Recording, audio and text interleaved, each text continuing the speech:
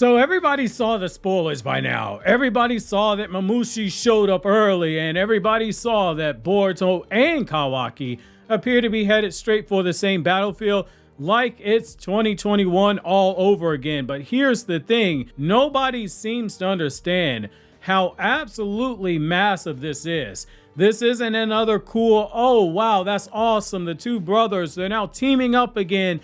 Naruto somewhere inside that Daikokuden, if he could see what was happening, Naruto would be smiling.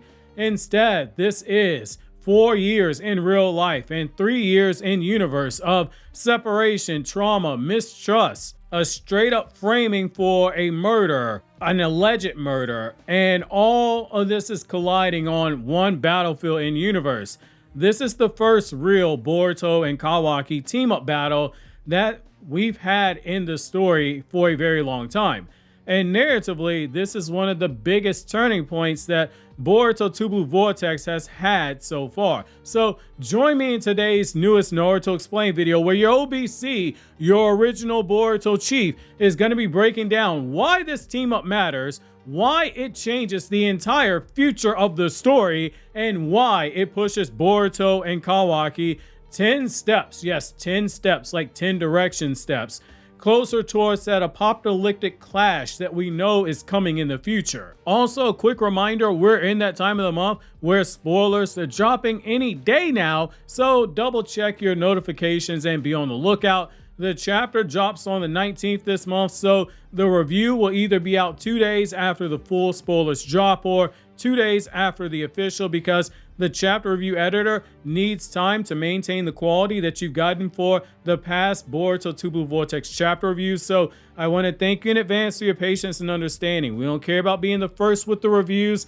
I just want to make sure that from chapter 1 up to say chapter 50, if Boruto ends at chapter 50, I want to make sure all the Two Blue Vortex chapter reviews have the same quality. So let's first start with the fact that this is a monumental moment. This is their first real team up battle in years. So that's something I do think is being glossed over. Boruto and Kawaki, they have not properly fought together since the time skip.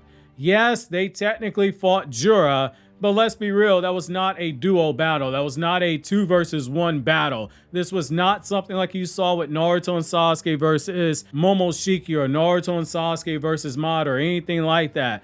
This was a tag in, tag out type of a train wreck. Boruto, he fought against Jura first.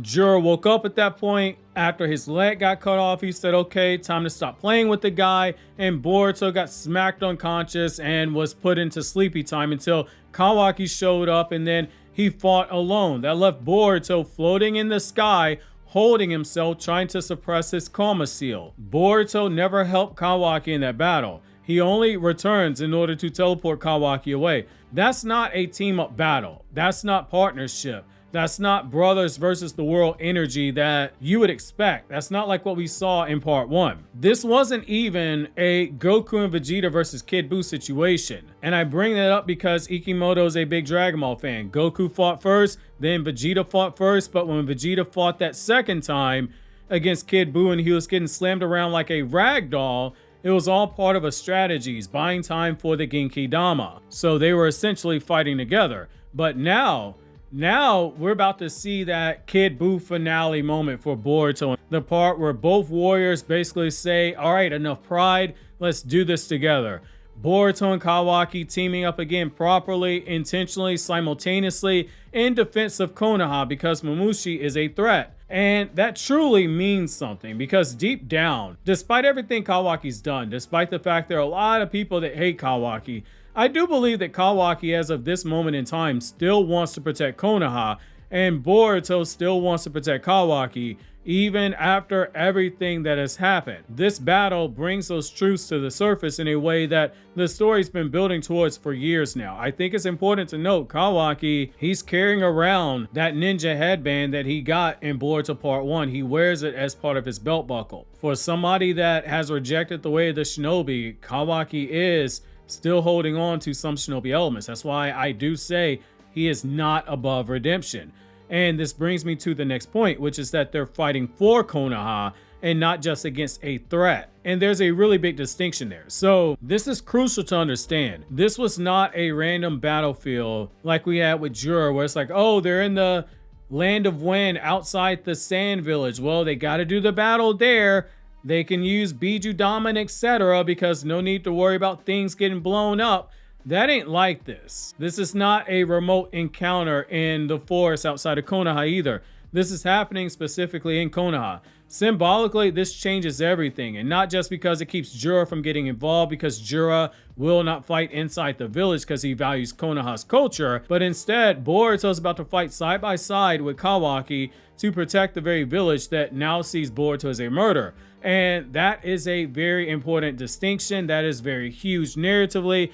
And that brings me to the next point, which is that this team up moment is the moment where potentially Kobu's entire investigation could turn. Kobu is still inside the village based on what we know. He's been hunting for answers. Who helped Boruto? Who lied? Who's protecting Boruto? Why isn't everything adding up? Why does Konohamaru have such a stupid looking face? He doesn't even realize that he's being used. Kobu refuses to accept what Konohamaru said, that Boruto is not like what they thought he was. So imagine what happens when he sees or even learns that Boruto, the boy that the elder said was a reckless killer, the boy that everybody believes killed Naruto, is now fighting alongside Kawaki to defend the village. That instantly strengthens Konohamaru's argument. Konohamaru said that I used to hate Boruto. I personally interrogated the guy. But I am telling you, he is not the monster that we thought he was. That's not just a character moment. That is a lot of political ammunition that Boruto will be getting access to. It forces those higher ups to reconsider their stance. Their memories are still going to be altered. They're still going to, in their memory, remember Boruto as being the adopted son of Naruto and Kawaki as being the biological son. That won't change, but it does give Konohamaru and somebody like Sarada more ground to defend Boruto's innocence. Boruto doesn't have to say a word. His actions now become his defense because he is consistently showing up in Konoha to protect it. He is not acting like a traitor. And for somebody like Kobu, who's already suspicious and has shown that he is willing to think outside of the box when he gets information, as shown in that Konohamaru interrogation, granted, he went in the wrong direction, but he still thought outside the box. We can't rule out that he does not think for a second, wait, why is Boruto teaming up with Kawaki to protect the village? Why is he doing that if he supposedly murdered Naruto? Why would Kawaki be teaming up with the guy who killed his father? Those are questions we could see getting asked. And put yourself in the shoes of somebody inside of Konoha right now. Your memory's been altered. You don't realize it, but you see something like this, you would begin to think that this doesn't make sense at all. This could start the moment where some people start to realize that there's a lie that has been told. Boruto is on record saying in that interrogation, Naruto and Hinata are still alive. Kawaki is riding off of the credibility he gets for being Naruto's biologically son in everybody's memories. But when memories don't necessarily add up to what you're seeing with your eyes, people do start to ask questions.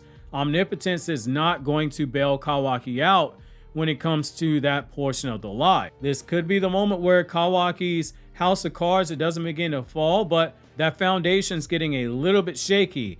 And that also brings me to the next point, the most important point that has to be stressed again, which is a lot of fans overlook how omnipotence works.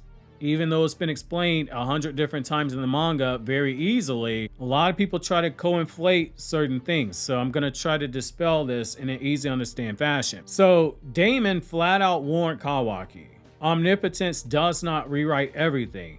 Yes, it rewrote the past inside of everyone's memories. So everyone remembers that Boruto is Naruto's adopted child.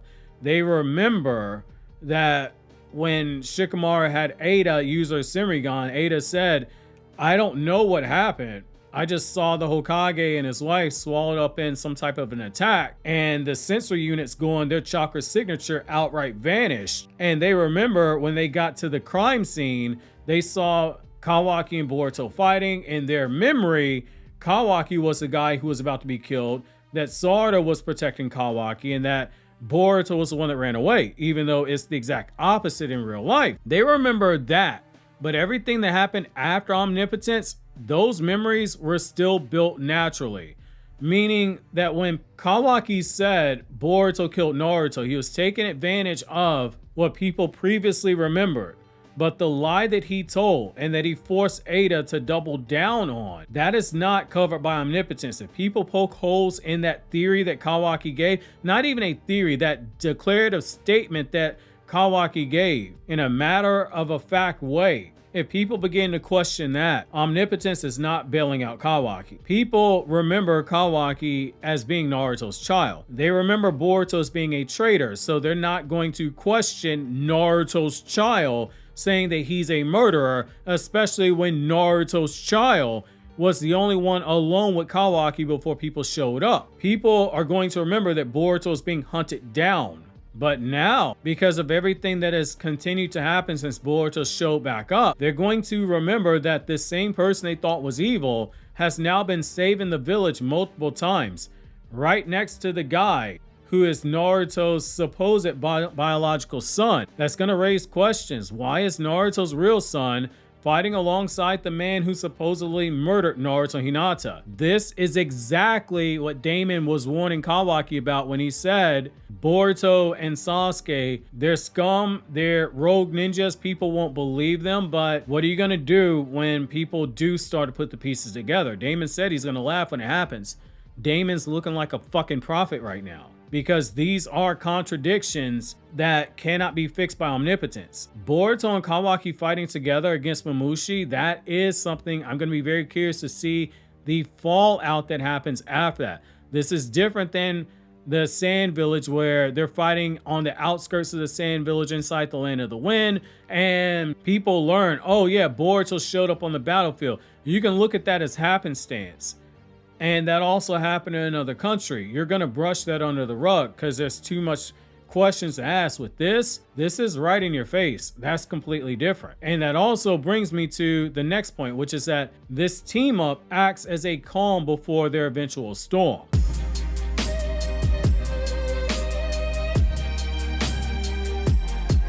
So this moment isn't just important because it's a reunion. It's important because this could potentially be one of the last times that they work together. Not the last time, but one of the last times. We already know where this story's heading. We saw the flash forward sequence. Konoha destroyed. Boruto versus Kawaki, the end of their brotherhood. Boruto says, I didn't think you would go this far, Kawaki. I guess this is the only possible outcome. Lines like that don't hit unless there was something precious that got destroyed.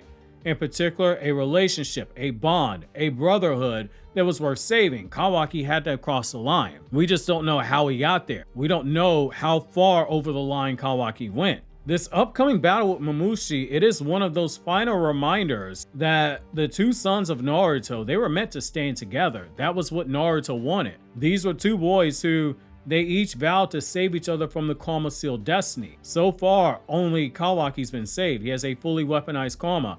Boruto still has no Otsutsuki boogeyman inside of his head. This might be one of the last few tastes that we get of their unity that makes their eventual tragic collision something that is almost ominous to think about. They aren't rival enemies by nature. They aren't enemies by nature. They aren't rivals by destiny. Instead, they're brothers who are being pulled in opposite ends of a cosmic tug of war when you think about where we know this story's coming and the influence of 10 directions. And this fight that we see in this moment, it might be a moment where we as the audience get to see them team up and feel there was a world where these two could have stayed on the same side. Things would have been so much different. And that brings me to why Mamushi is the perfect enemy for this team up.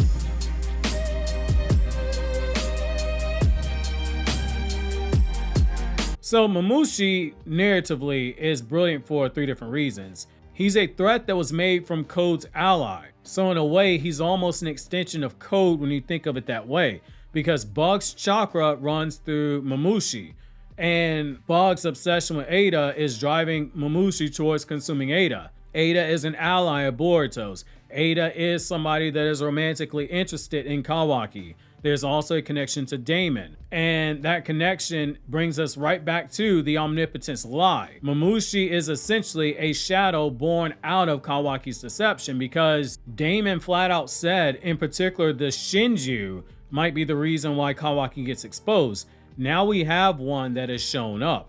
And the next reason why he's so important is that he threatens Konoha directly, meaning Kawaki and Boruto, they're not fighting for the world right now. They're fighting for Naruto's home. They're fighting for the village that Kawaki has called home. They're fighting for the village that Boruto used to call home and had to leave. And the other thing is that he's attacking early. This forces Boruto and Kawaki to react together, not necessarily because they want to, but because reality really leaves them no choice but to. This makes this team up feel authentic. It makes it feel desperate. It also makes it feel powerful to a degree. And that also brings me to this next point, which is that this battle reignites their old dynamic.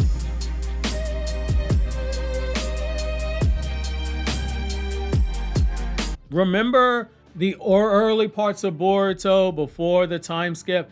These two, they fought against somebody like Boro. They teamed up and they took turns fighting against Code. They briefly tried to fight against Daemon together. Back then, they truly balanced each other out. That Boro fight was the best example of it, when both of them had the Koma seal. Boruto was the improviser. Kawaki was the enforcer. At least that's how I kind of read those fights. But the time skip, it changed them. Kawaki's obsession with Naruto, it turned extreme. Boruto's trauma, it hardened his will. Karma evolved for Kawaki. Karma has gotten worse for Boruto because for a while Boruto couldn't control karma. Their philosophies are also split. A team up now, it isn't nostalgic. It's a collusion. It's a collision of who they were versus who they become. Just imagine Boruto coordinating with Kawaki using eye contact. The same way that if you read the Naruto and Sasuke versus Jigen fight, Sasuke only had to look at Naruto. In the manga version, Naruto knew right away, oh, Sasuke's going for the pincer attack. That's where they tried to do the Naruto uses the Rasengan, then Sasuke coming from behind swaps places and tries to cut Jigen's head off. No words need to be said, they just had chemistry like that. We could see something like that with Boruto and Kawaki. Boruto trusting Kawaki enough to set up combo attacks. Kawaki trusting in Boruto enough for him to lower his guard to allow Boruto to fight alongside him. One fight, one moment, one last glimpse of these two as brothers. This is going to make their future battle so much more painful, because this is a last, or one of the last reminders of what could have been. And this brings me to a further explanation for why this team up in particular makes their future clash that much more tragic.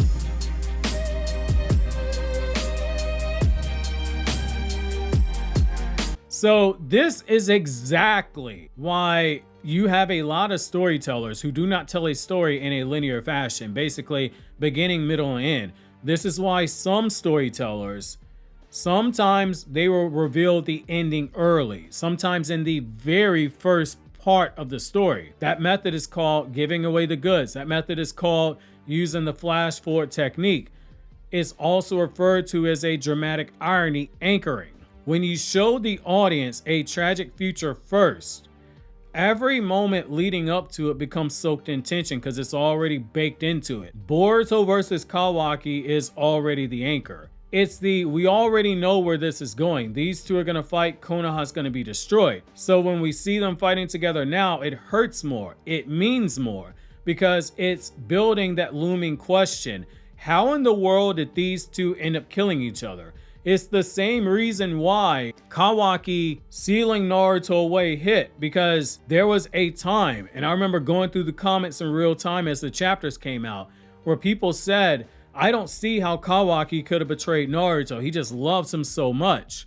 This doesn't make sense. Maybe Ikimoto changed the flash forward sequence and we're not going to get that moment where they're fighting, because what you were reading didn't necessarily feel like we were headed towards that moment when we were always headed towards that moment. Longtime viewers of the channel have heard me say this phrase a lot. In writing and storytelling, there's a concept called delayed payoff. That means you don't give fans what they want right away. You build towards it and you make them wait. You tell a bigger story. That is what happened with Naruto's betrayal. That is what is happening with this Boruto versus Kawaki clash. It's a delayed payoff. If you understand what this next line is, you're a top 0.005% subscriber, but this ain't the approach that a lot of gateway shonen take, telling a story in a linear ABC fashion. It's not TikTok, it's not YouTube Shorts. We're gonna have to expand the attention span. We're gonna have to pay attention for a little longer than 20 seconds, y'all, because that's what we're doing. We're making filet mignon. This ain't McDonald's. This isn't Burger King. It's not fast food writing.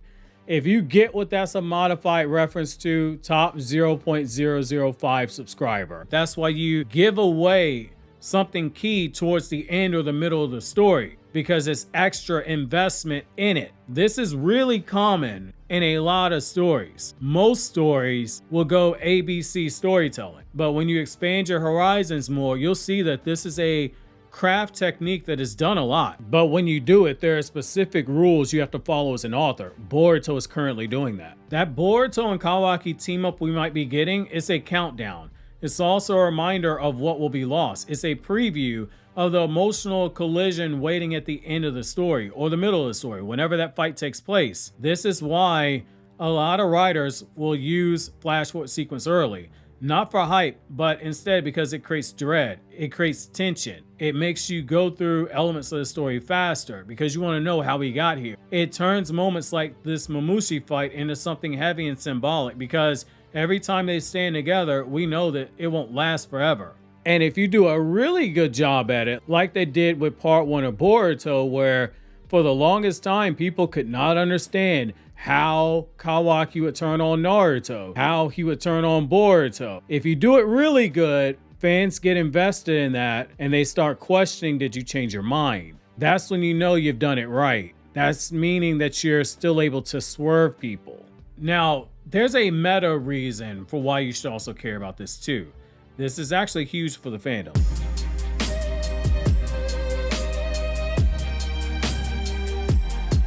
So the real world importance is that it's been 4 years since we've had Boruto and Kawaki fight side by side against one enemy. 4 years. That's an entire anime era when you think about it. Some series start and end within 4 years. And for a monthly manga, it feels like it's even longer. In that time, we saw the fandom split. We have fandom wars where Boruto and Kawaki fans are going at it.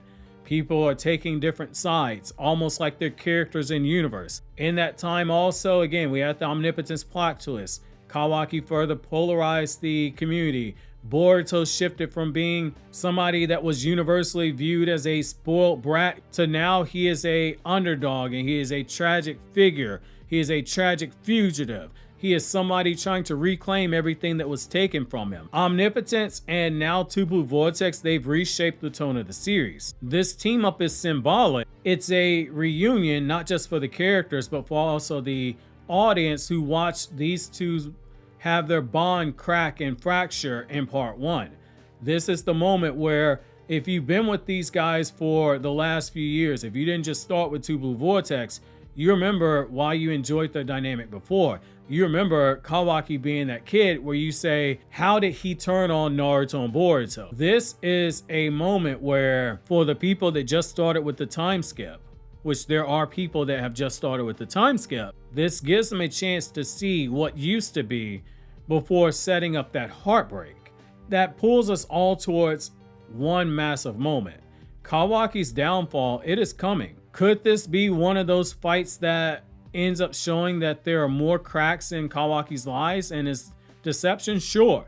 Boruto could also be slowly regaining his place as Konoha's hero, because not only is he teaming up with the guy that everyone believes is a hero of Konoha, but now Boruto, in such a short period of time, has saved the entire village more times than Kawaki did in everyone's memories of part 1. They remember Kawaki as the kid who helped fight Momoshiki. They remember Kawaki as the kid who helped fight against Ishiki. But Boruto, he came back and stopped Code's invasion. Boruto came back and stopped Hidari. And now it will be a third time, saving the village from Mamushi's battle, or rather his invasion.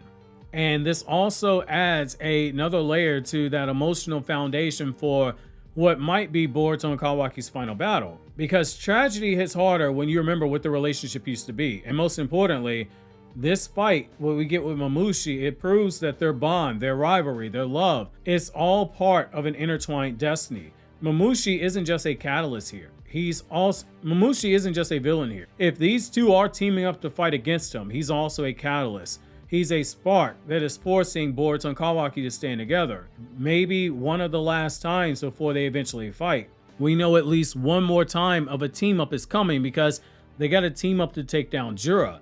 And that's why Boruto and Kawaki teaming up against Mamushi, it isn't just hype. It isn't just cool choreography. It's a massive turning point for both the plot and the relationship. And it sets the stage for one of the most emotional moments that we're gonna get in Boruto's story. Obviously, if you enjoyed this video, consider subscribing and clicking here on the left to check out videos from the Best of Naruto Explained playlist, where I highlight the videos I believe are the best done on this channel. And over here on the right, we have videos from other two anime channels where I talk about non-Naruto content.